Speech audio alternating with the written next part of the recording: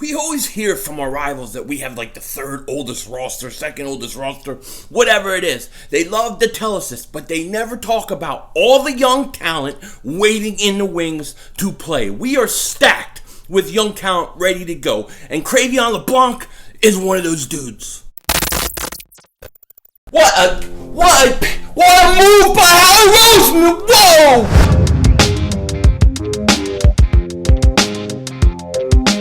Dallas still stinks. Yo, everybody, do King back here, and welcome to the regular season. We are in week 1, and it's gonna be awesome. I'm ready to go. We got a lot of things going on with the Eagles today. A lot of good news for the Eagles today, and we're going to talk about it. We're going to get into all of it. The first thing and the big thing, the Eagles signed Cre'Veon LeBlanc to a 1-year extension. I love this move. I love it. It's a great move because here's what I see the long-term plan for the Eagles and their secondary is, okay? I see Cre'Veon LeBlanc as the eventual starter at the slot corner position. And you figure after next year, Ronald Darby's going to go. Who knows what they're going to do with Rasul Douglas and Jalen Mills and all those guys. But I think in a perfect world, you would have Avonte Maddox on the outside, and you move Sidney Jones to the outside, and then you start Cre'Veon LeBlanc. Now, if it's Rasul Douglas on this team, I put him at the safety position. Then you have a lot of young guys. But that's just me, okay? But in the meantime, I think the idea for Cre'Veon LeBlanc is to become the starting slot corner. You move Sidney Jones on the outside. Sidney Jones was a second-round pick. He needs to eventually become an outside corner, and that would be the plan. If you have Avonte Maddox, stud. I don't care where he plays. He's a star. Sidney Jones, who I think is going to have a hell of a year, and then Cre'Veon LeBlanc, your starting slot corner, who is a perfect fit for Jim Schwartz's defense.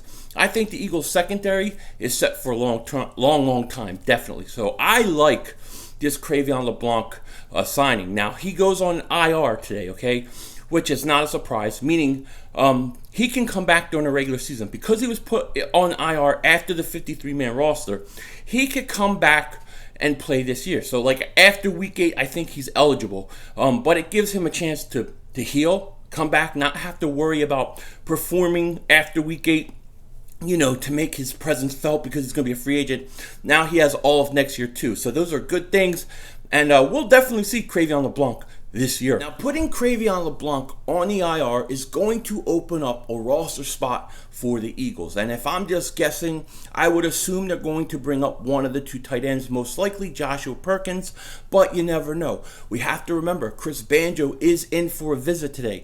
So, most likely as I'm uploading this video, as I'm getting ready to upload it to YouTube, the Eagles are going to announce they signed Banjo or they signed somebody else, and I'm going to have to go insert something at the beginning saying, hey, they just made the signing. So if you see that, you know what happened. But they have an open roster spot, and we're going to see what they do with it. Now, there was some really good news today that Doug Pederson talked about at his press conference.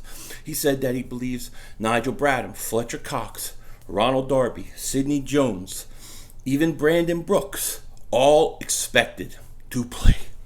All expected to play. And that's very, very good news to hear that those guys are going to be ready to play. Now, my biggest fear for this game, okay, going into week 1, isn't that we can lose to the Redskins. I don't think we can lose to the Redskins, okay?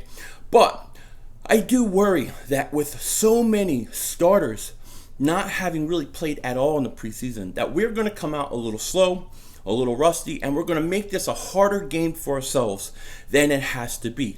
I'm really curious to see how sharp Carson is, how sharp him and his connections with Alshon and Deshaun are. How many reps can Fletcher Cox get? Because he's going to be tired. He's not in football shape. He hasn't played.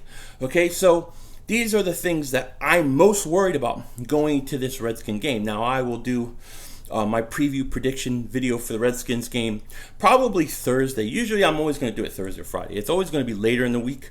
I don't like to do it too early because I want to know as up to date with the injuries and stuff as I can get. So probably Thursday or Friday. But my biggest concern going into this week isn't the team we're playing, isn't Wendell Smallwood, who we'll get into in a minute. It's the Eagles not playing during the preseason? Are they going to come out slow, and is it going to make it harder for us than this has to be? Now, as you guys all know, Wendell Smallwood was picked up by the Redskins, and you know what? There's a lot of talk about him being a rat, him going out, giving all our information and all those kind of things. And the Eagles know this, and the Eagles will change things up, try to actually throw them off with cadences and stuff like that. And so I don't know how much they can use of Wendell Smallwood. And to be honest with you, Wendell Smallwood, I give him the respect that he was on our team that won a Super Bowl. So I'm not going to disrespect him or kill him super bad. I mean, if you know me for any long period of time, I never was a Wendell Smallwood guy. I really wasn't. And I'm okay with him going, and I respect him for helping us win Super Bowl. But if he thinks that they're going to come in and he's going to get revenge, he's crazy. He's crazy. And I think the Redskins should give him a chance. Give him the ball. Let him run the ball. Because I can tell you one thing with Wendell Smallwood. He will fumble. He will fumble, and we will get that ball. Because that's what he does. So, look, he wants to beat our ass. He wants revenge. He can't wait to take it on us. Give him the ball. Give him the ball, Gruden. Give him the ball. Because the truth of the matter is, he'll fumble. He stinks. That's why he's on your team. And your team stinks, and they're going down, and I can't wait. I'm ready for week 1. Let's go. With that said, take care. Talk to you later. And of course, as soon as I get ready to upload, the Eagles have a signing. They go ahead and they fill out their practice squad because they had one spot open. They go ahead and they sign Craig James, a Cooner, 5'10", 195 pounds, with the Minnesota Vikings. He was an undrafted rookie free agent, I believe in 2018. He comes over to the Eagles to basically fill out our practice squad. So that happens as soon as I'm finished. I knew it was going to happen, and I know as soon as I take this off and add this and get ready to upload, the Eagles are going to sign safety Chris Banjo. And if they do that, I'll talk more about that probably tomorrow or something like that. But I will say this. If the Eagles do go ahead and sign Chris Banjo, I like the move. I like the move especially because he's such a good special teamer. And we have to remember, there is one open roster spot on this 53-man roster right now. It could be him. It could be one of the tight ends like Joshua Perkins. We'll have to see. But the Eagles have one spot open. So somebody is going to become... somebody's going to sign on that 53-man roster, whether they take somebody off the practice squad or bring somebody like a Chris Banjo in. But if they do sign Chris Banjo, as I'm uploading this, I love the move because he's the ace on special teams. I'm just curious what the other move is, if there is one. But yes, the Eagles made a move as soon as I got ready to upload, as I knew they would. Craig James fills out the practice squad. Have no problem with it. Don't know much else about him. With that said, take care. Talk to you later. Don't be a dingbat again.